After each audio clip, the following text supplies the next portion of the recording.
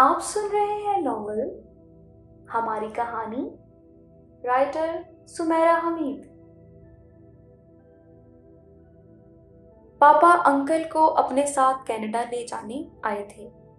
उन्हें लगता था कि ऐसे वो जल्दी ठीक हो जाएंगे, जबकि मुझे अंकल कहीं से भी बीमार नहीं लगते थे। जब वो बीमार थे ही नहीं तो ठीक कैसे होंगे।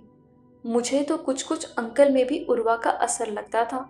बाद में अंकल ने अपनी बेटी को भी बुला लिया, जिसे वो बहुत मिस कर रहे थे। इस मिस में था ही क्या जिसे मिस किया जाए, बल्कि इसके तो दिमाग में भी सब मिस मिस था। तुम यहाँ सारी जिंदगी के लिए रहने आई हो? मैंने इसके सामान को देखकर कहा। माई फुट यहाँ रहना, मैं सिर्फ अपने पापा के लिए आई हूँ। इतना सारा सामान लेकर? इस सामान को रखने के लिए हमारे पास बड़े बड़े कमरे नहीं हैं।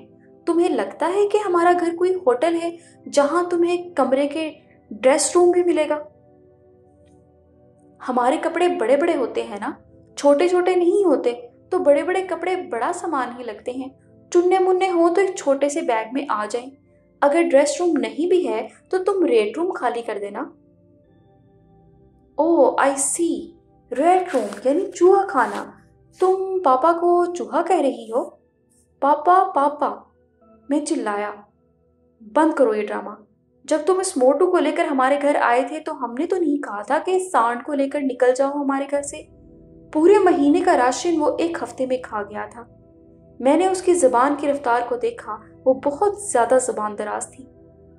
एक तो ये वजह थी कि वो मुझे बहुत ज्यादा बुरी लगती थी, इतनी बुरी कि मैं उसे अपने घर से चंद किलोमीटर दूर ठंडे पानी की जमी हुई झील में फेंकने के लिए तैयार था, और झील पर पहरा देने के लिए भी तैयार था कि कहीं वो जोबली की तरह खुद से बाहर निकलकर अपनी जान ना बचा ले। वो निकले तो मैं फिर उसे धक्का दे दूं। उसका निकलना मेरा धक्का, मेरा धक्का उसका निकलना। एक दूसरी वजह ये थी कि जब वो गुस्से में तेज आवाज में बोलती तो उसकी आंखें टेढ़ी हो जाती थीं, और मुझे उससे थोड़ा खौफ महसूस होने लगता था कि कहीं वाकई वो विच तो नहीं, खून तो नहीं पीती हम इंसानों का। मैं अपने अंकल के घर रहने आई हूं, तुम्हारे नहीं। तुम्हारे अंकल मेरे पापा हैं, लेकिन तुम उनके सिर्फ बेटे नहीं हो। कभी बेटी, कभी बेटा, कभी जैक, कभी जैकी। वैसे आजकल तुम क्या हो? ओह, वो मेरे नामों पर तंज कर रही थी जो मामा मुझे बहुत प्यार से देती थी। I love you my mom. आजकल मैंने जैकी चैन की तरह कराटे का एक वार उसकी गर्दन पर किया, बस इतना ही, और उसने नेक कॉलर पहन लिया। मैं डॉक्टर के पास गया और उनसे उसकी गर्दन के हालात डिस्कस किए। नेक कॉलर की तो बिल्कुल कोई ज़रूरत नहीं थी, वो तो बिल्कुल ठीक है। उन्होंने कॉलर क्यों पहना है? डॉक्टर पूछ रहे थे। ताकि मेरी गर्दन ठीक ना रहे। मैंने अपनी गर्दन को मसला। मैं डॉक्टर से पूछ आया हूँ, तुम ये ड्रामा बंद करो, उतारो ये नेक कॉलर। मैं घर आया और सीधा उसके पास गया। उसने नेक कॉलर तो नहीं उतारा, लेकिन अपने हल्क से एक चीख मुंह के रास्ते सारे घर में उतार दी। मामा भागी हुई लाउंज में आई। अभी मेरी नजर मामा की शक्ल पर पड़ी ही थी, और मामा की नजरों के ताकुब में वहां उस पर आई थी जिस तरफ वो अभी, हाँ बिल्कुल अभी खड़ी थी। लेकिन अब वो वहां खड़ी नहीं थी, वो फर्श पर पड़ी थी और बेहोश हो चुकी थी। मुझे 6 दिन घर से बाहर रहना पड़ा। मैं सारी जिंदगी घर से बाहर रह सकता था अगर वो मेरे मामा पापा मेरा कमरा घर से निकालकर मेरे मुंह पर दे मारते। फ्रिज से कुछ फल और वॉलेट से कुछ पैसे भी। तेज बारिश में मैं घर से बाहर खड़ा रहा और खिड़कियां बजाता रहा, लेकिन कुछ देर बाद जब दरवाजा खुला तो बाहर क्या आया? मेरा रेनकोट। वो भी वो पुराना वाला जिसमें जगह जगह सुराख थे। कितनी बार सोचा कि इस रेनकोट को फेंक दूं, लेकिन फेंका नहीं गया। आज यही रेनकोट मेरे मुंह पर दे मारा गया, और इस रेनकोट ने मुझे ठंड से मार दिया। ये होता है सुस्ती का अंजाम। अब कहाँ जाता, क्या करता? मैंने तो सिर्फ सच बोलना चाहा था कि उसे नेक कॉलर की जरूरत नहीं है। क्या सच बोलने की इतनी बड़ी सजा मिलती है? ठीक है, मैं इस सजा को भुगतने के लिए तैयार हूँ। मैंने सुराख ज़दा रेनकोट पहन लिया और ऐसी दुखियारी रात को अपने दोस्तों के दरवाजे को बजाता रहा। क्यों ना मूवी देखी जाए? मैं माइकल के घर के बाहर खड़ा कांप रहा था। दांत खाली घर की खिड़कियों की तरह बज रहे थे। ऐसी बारिश में ऐसे फटे हुए रेनकोट को पहने तकरीबन भीगे हुए खड़े तुम क्या कह रहे हो? ऐसी बारिश में ऐसे फटे हुए रेनकोट को पहने तकरीबन सारा भीगे हुए मैं तुमसे मूवी देखने के लिए कह रहा हूँ चश्मिश। तुम्हारा पहले तो ऐसा कोई प्रोग्राम नहीं था। उसने अपने चश्मे को उतार कर गौर से मुझे देखा। सिर्फ माइकल ही ये कर सकता था, चश्मे को उतार कर देखना। तुमने पहले तो कभी इतने सवाल नहीं किए। उसे धक्का देकर मैं खुद ही उसके घर के अंदर घुस गया और किचन की तरफ लपका। तुम पहले कभी ऐसी सवालिया शक्ल के साथ मेरे घर के दरवाजे पर भी नहीं आए। किचन टेबल पर रखे आध खाए सैंडविच को जाकर उसने बामुश्किल मेरी पहुंच से बचाया। सुनो, मूवी रेडी करो, मैं कुछ खाकर आ रहा हूं। तुम डिनर करके नहीं आए अपने घर से? अपना मुंह बंद करो और जाकर मूवी रेडी करो। ये थी मेरी मूवी नाइट ट्रिप की पहली नाइट। मैं मूवी नाइट का बहाना करके अपने दोस्तों के घर रात को मूवी देखता और फिर वहीं सोता बन जाता। 7वें दिन मुझे रॉयन, जिसके घर में ही मेरी ये तीसरी मूवी नाइट थी, उसने पकड़कर घर से बाहर निकाल दिया। अगर तुम आज भी यहाँ रहे तो मुझे भी तुम्हारी तरह मूवी नाइट्स पर पूरा एक हफ्ता गुजारना होगा। अफसोस मुझे किसी और के बेड पर नींद नहीं आती और सोफे पर मैं पूरा आता नहीं। कैसे दोस्त हो तुम? सिर्फ 3 दिनों में ही तुम्हें ये सब याद आ गया। मैं तो तुम्हारा दोस्त हूँ, लेकिन मेरे मॉम डैड तुम्हारे दोस्त नहीं। लेकिन तुम उन्हें कायल कर सकते हो। उन्होंने मुझे कायल कर लिया है कि या तुम यहाँ रहोगे या मुझे भी जाना होगा। तुम इनके औलाद नहीं हो क्या? ऐसा कैसे कर सकते हैं वो तुम्हारे साथ, तुम्हारे दोस्त के साथ, जैसे तुम्हारे मॉम डैड ने तुम्हारे साथ किया? तुम उनकी औलाद नहीं हो क्या? वो तो मेरी एक कज़न आई हुई है, मुझे इसकी शक्ल नहीं देखनी इसलिए। या इसकी शक्ल को मास्क पहना दो या खुद काला चश्मा लगा लो, लेकिन अब चले जाओ। मेरी मॉम ने तो वार्डरोब ब्लॉक कर दी है। मैं एक ही ड्रेस में एक हफ्ता कैसे गुजारूंगा? तुम्हें तो रेनकोट मिल गया, मुझे तो टीन पेपर भी नहीं मिलेगा। डेनिस ठीक कहता है, तुम किसी काम के नहीं हो। डेनिस मुझे भी कह गया है कि इसे किक मारकर बाहर करो। इससे पहले कि मैं रायन मोटो की डायनासोर साइज किक खाता, मुझे घर वापस आना पड़ा। वो किचन टेबल पर बैठी सेब खा रही थी और मुझे देखकर ऐसे मुस्कुरा रही थी जैसे उसे दुनिया में कोई गम नहीं। उसे कोई गम हो भी नहीं सकता था, क्योंकि सारे गम उसने मेरी तरफ मुंतकिल कर दिए थे। इतने दिन तुम कहाँ रहे हो, जैक द लॉस्ट किंग? इतने दिन मैं बहुत खुश रहा हूँ, उर्वा द क्वीन। तुम मुझे क्वीन कह रहे हो? लगता है दिमाग का इलाज काफी अच्छा हो गया है। बारिश तुम्हारे लिए फायदेमंद साबित हुई है। फिलहाल मैं उससे उलझ नहीं सकता था, सिर्फ उसे सॉरी कह सकता था और उसे सॉरी कहा भी। फिर कहीं जाकर उसने नेक का कॉलर उतारा। पापा को मुझ पर एतबार नहीं था। वो हर रोज सुबह मेरे कमरे में आते, मुझे मखसूस अंदाज से घूरते, क्योंकि अभी हाल ही में मैं मूवी नाइट ट्रिप से वापस आया था, इसलिए मैं उस घूरी से डर जाता। मैं अंकल के कमरे में जाता, उनका हाल पूछता, उनसे हल्की फुल्की बातें करता, अक्सर उन्हें अपने साथ चहलकदमी के लिए ले जाता और उससे दूर ही रहता। जैसा कि मामा ने कहा था, उर्वा से दूर रहना वरना हमसे भी दूर हो जाना। मामा पापा से दूर होने का मतलब था सुबह के नाश्ते, रात के खाने, अपने रूम, उस रूम के बाथरूम और पापा के वॉलेट में मौजूद पैसों से दूर रहना। इतनी सारी चीजों से दूर रहने से बेहतर था कि मैं उससे दूर रह लेता। अक्सर वो मुझे देखकर अपनी गर्दन मसलने लगती। ये डिनर टेबल पर होता, उसकी गर्दन में दर्द होने लगता। वो मामा से किसी बाम का पूछने लगती, फिर वो कराह कर एक एक नवाला खाती। पापा मुझे घूरते, मुझे अफसोस होता, बहुत अफसोस होता।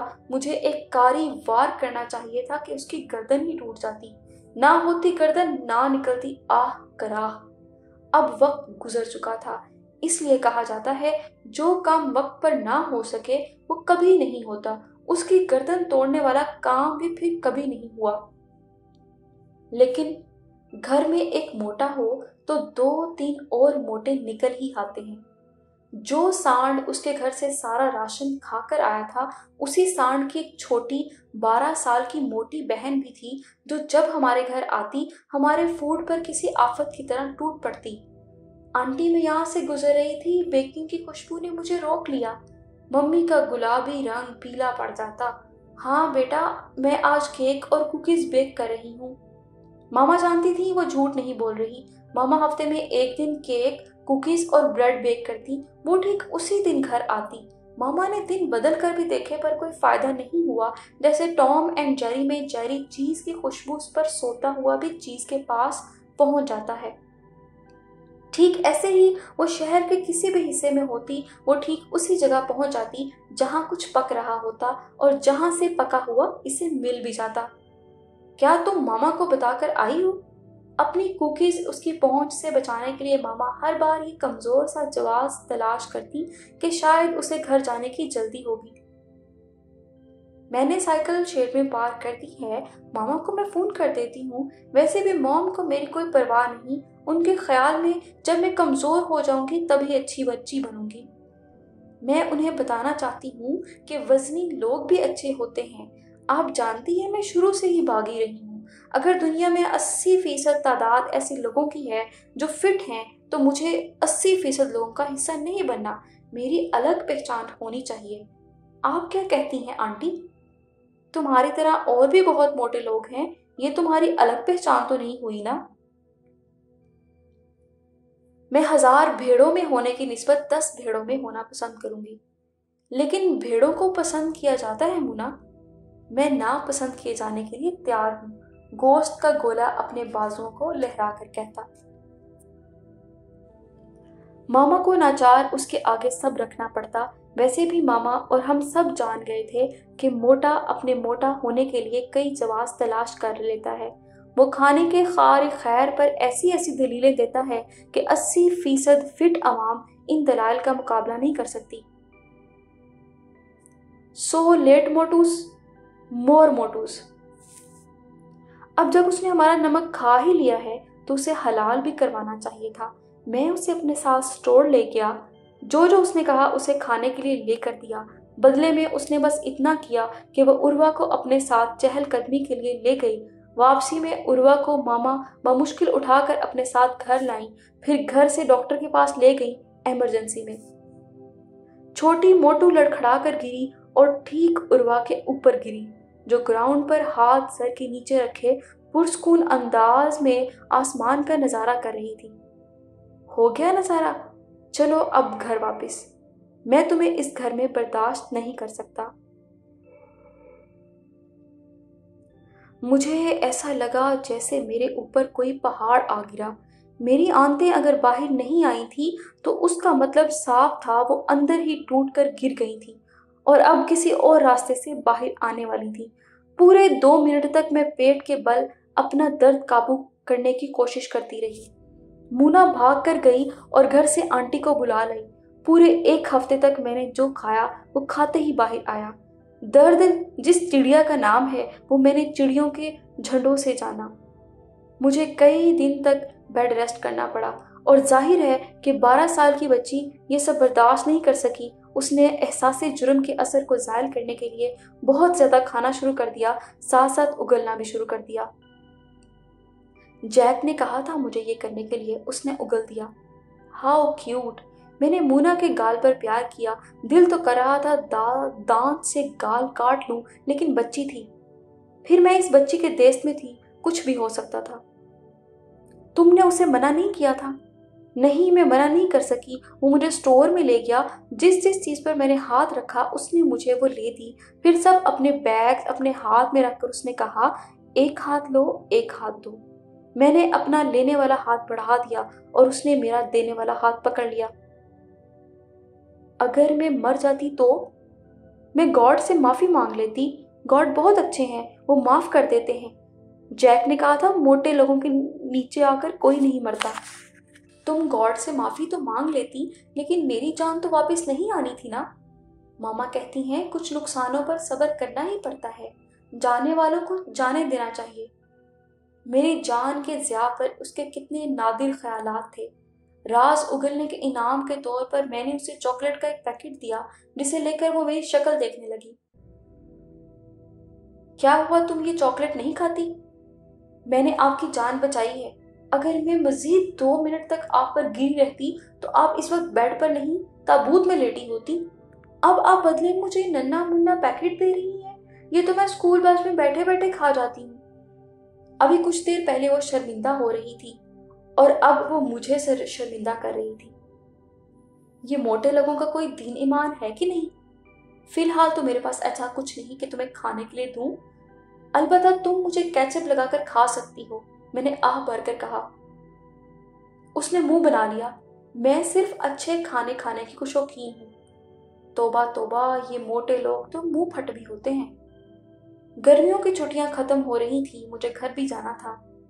पापा पहले ही जा चुके थे। जिस दिन मेरी फ्लाइट थी उस दिन मैंने कुछ वक्त जैक के कमरे में गुजारा। जैक कॉलेज जा चुका था। कमरे में कोई नहीं था, लेकिन कमरे में और बहुत कुछ था। वार्डरोब में कपड़े, कपड़ों में महंगे कपड़े और महंगे कपड़ों में उसके पसंदीदा कपड़े। एक यूरोपियन कंट्री में रहने वाले के पास घर के बाद सबसे ज्यादा कीमती क्या होता है? एक ऐसी कंट्री में जहां सर्दियों में दर्जा हरारत मनफी हो जाता है, वहां सबसे कीमती क्या होगा? घर के हीटिंग सिस्टम के अलावा बॉडी हीटिंग सिस्टम ना। उसके गर्म कपड़े, महंगे नफीस कोट, बर्फानी तूफान में ठंड से बचने वाले हुड, रंग बिरंगे स्वेटर, मुख्तलिफ शेड्स की लेदर जैकेट्स। कनाडा जैसे ठंडे बर्फानी मुल्क में सबसे ज्यादा कीमती एहसासा क्या होगा? यही सब ना। बस मैं इस कीमती एहसासे का एक एक बाजू काट लाई। हर शर्ट का, हर कोट का, हर स्वेटर का, हर हुड का। इत्तेफाक से स्वेटरों को दर्जी ठीक नहीं करते और कोट कंपनियों के पास वापस नहीं जाते कि जी हमसे इसका एक बाजू कट गया, अब ये ले लें और दोनों बाजुओं वाली दे दें। इत्तेफाक से स्वेटर, शर्ट्स, कोट बनाने वाली कंपनियां एक्स्ट्रा कपड़ा भी कस्टमर को नहीं देती कि अगर कोई आस्तीन काट कर ले जाए तो उसे जोड़ लीजिएगा।